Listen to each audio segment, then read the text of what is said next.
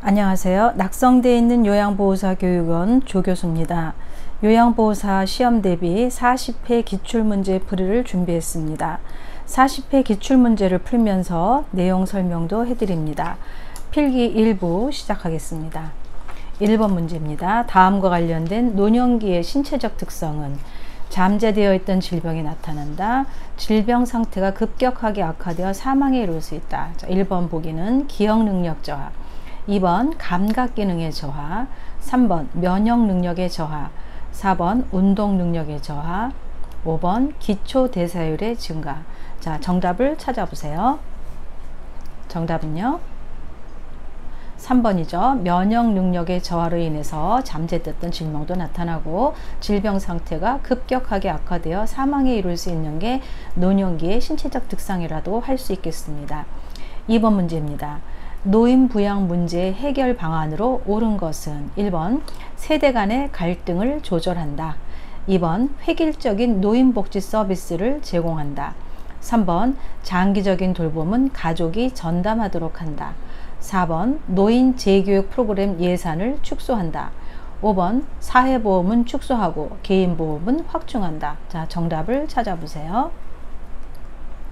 정답은요 1번이죠. 세대 간의 갈등을 조절하고, 또 다른 게 뭐가 있죠? 사회와 가족의 협력으로 노인 부양을 해야 되겠고, 노인 복지 정책은 강화를 해야 되겠죠. 그 다음에 노인들의 개인적인 대처 또한 필요한 것이 바로 노인 부양 문제의 개선 방안이라고 볼 수 있겠습니다. 자, 3번 문제입니다. 다음에서 설명하는 노인 복지의 원칙은, 자, 보기는 노인은 가능한 한 오랫동안 가정에서 살 수 있어야 한다. 2번 노인은 개인의 선호와 변화된 능력에 따라 적응할 수 있는 환경에서 살 수 있어야 된다. 자, 노인복지의 원칙 1번부터 보시면 참여의 원칙, 2번 독립의 원칙, 3번 통합성의 원칙, 4번 평생교육의 원칙, 5번 자아실현의 원칙. 자, 뭐가 답일까요? 정답은요 2번이죠. 독립의 원칙. 자, 독립의 원칙이라는 것은 바로 본인이 가정에서 오래 살면서 능력에 맞는 환경 이렇게 되고, 자, 참여의 원칙은 사회 통합이라든가 기술, 젊은 세대와 공유하는 것을 참여의 원칙이라고 그러죠. 그 다음에 통합성의 원칙은 없죠. 또 다른 원칙은 보호의 원칙이 있죠. 사회적, 법률적 서비스, 학대라든가 기본으로부터 자유로울 수 있는 게 보호의 원칙이고, 또 자아실현의 원칙이 있죠. 잠재력도 완전히 개발할 수 있는 것. 그 다음에 존엄의 원칙이라는 게 있습니다. 착취와 육체적, 정신적 학대로부터 자유로워야 되고, 공정하게 대우받아야 되고, 경제적으로 기여와 상관없이 평가받아야 되는 게 바로 존엄의 원칙이라고 했습니다. 그래서 보기와 연결된 것은 독립의 원칙이고, 정답은 2번이 되겠습니다. 자, 4번 문제입니다. 장교양 서비스 전달 체계에서 국민건강보험공단의 역할은 1번 의사소견서 발급, 2번 장기요양 등급 판정, 3번 국고 및 지방비 지원, 4번 요양보호사 자격증 발급, 5번 장교양 서비스 비용 청구. 자, 정답을 찾아보세요. 정답은요 2번이죠. 장교양 등급 판정. 의사소견서 발급은 누가 하죠? 자, 의사가 병원에서 하게 되는 거죠.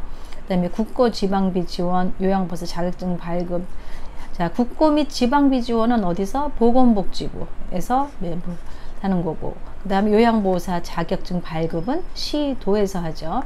장기양 서비스 비용 청구는요, 장기양 사업자가 국민건강보험공단에다가 청구를 하게 되는 거죠.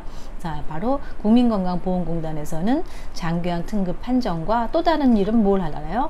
개인별 장기이용 계획서를 작성하고 서비스 모니터링을 하는 거는 누구의 역할? 국민건강보험공단의 역할이 되겠습니다. 그래서 정답은 2번 장기요양 등급 판정이 되겠습니다. 5번 문제입니다. 장기요양 서비스 이용 지원에 관한 설명으로 옳은 것은 1번 서비스 모니터링 후에 계약을 체결한다.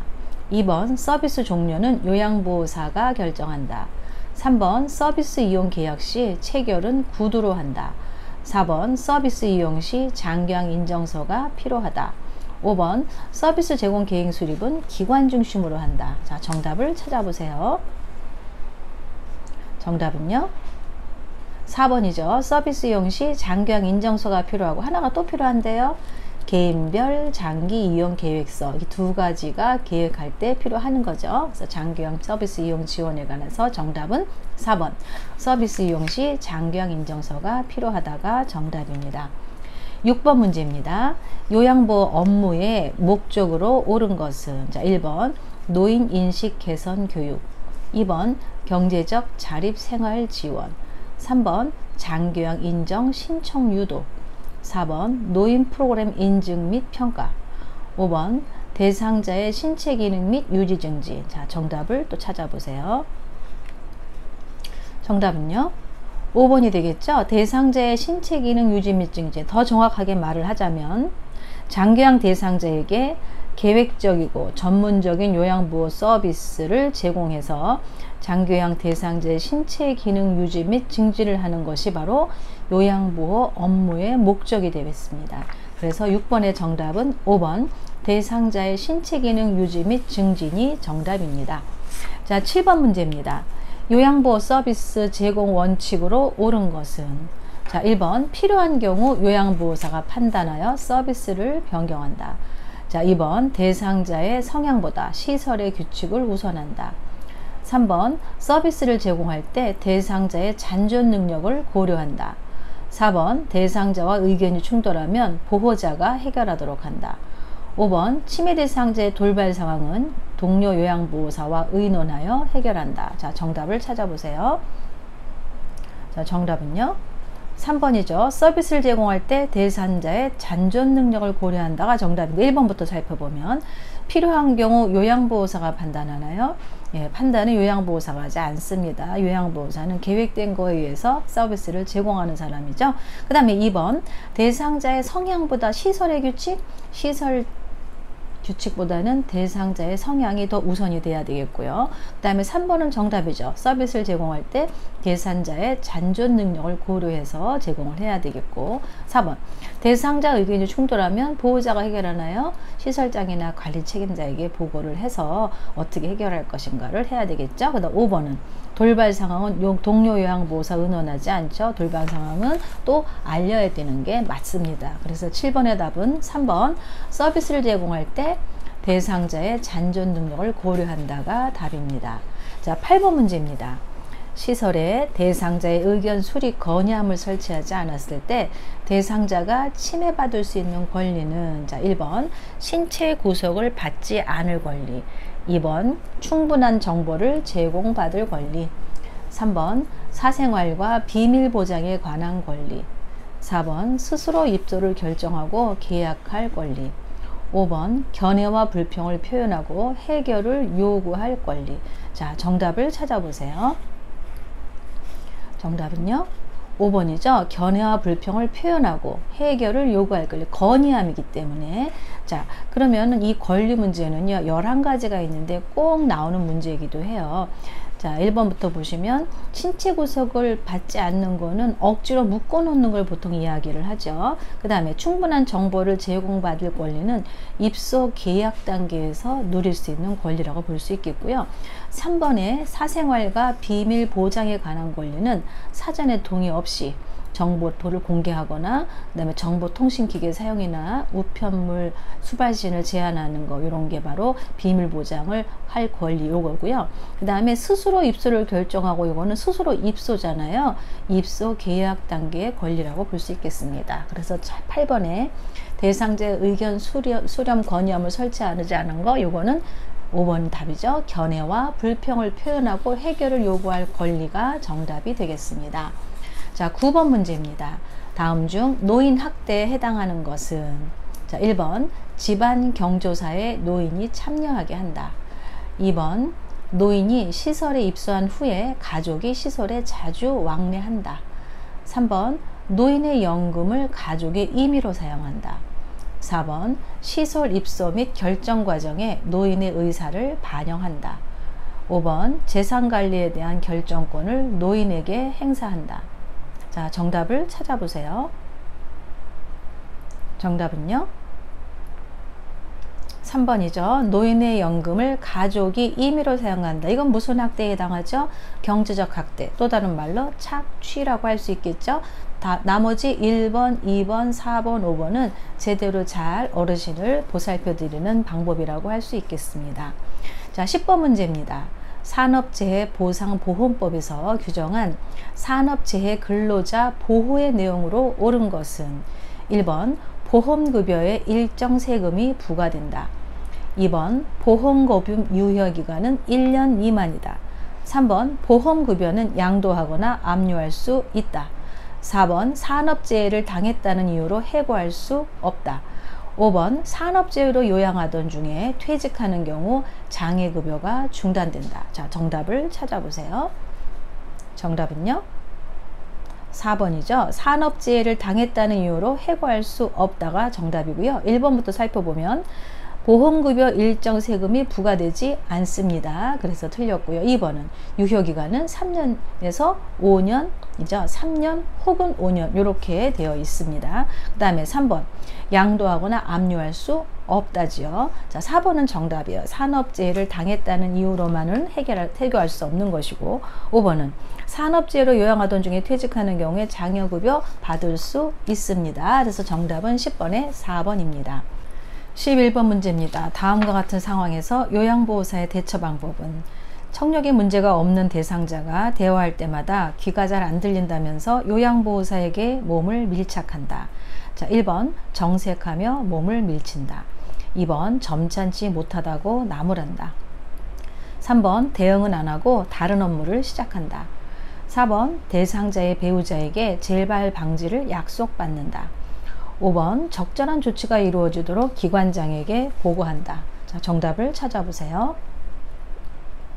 정답은요 5번이죠. 적절한 조치가 이루어지도록 기관장에게 보고한다. 자, 이 상황은 어떤 상황입니까? 어르신이 청력에 문제가 없는데 요양보호사에게 몸을 밀착한다는 것은 성희롱에 관한 문제라고 보시면 되겠고, 이때 우리가 대처하는 방법은 신체 접촉을 하지 말라며 단호히 이야기한다. 이런 방법이 있겠고요. 바로 정답인 5번처럼 적절한 조치가 이루어지도록 기관장에게 보고한다도 또 다른 답이라고 하겠습니다. 그래서 11번의 정답은 5번 적절한 조치가 이루어지도록 기관장에게 보고한다가 답입니다.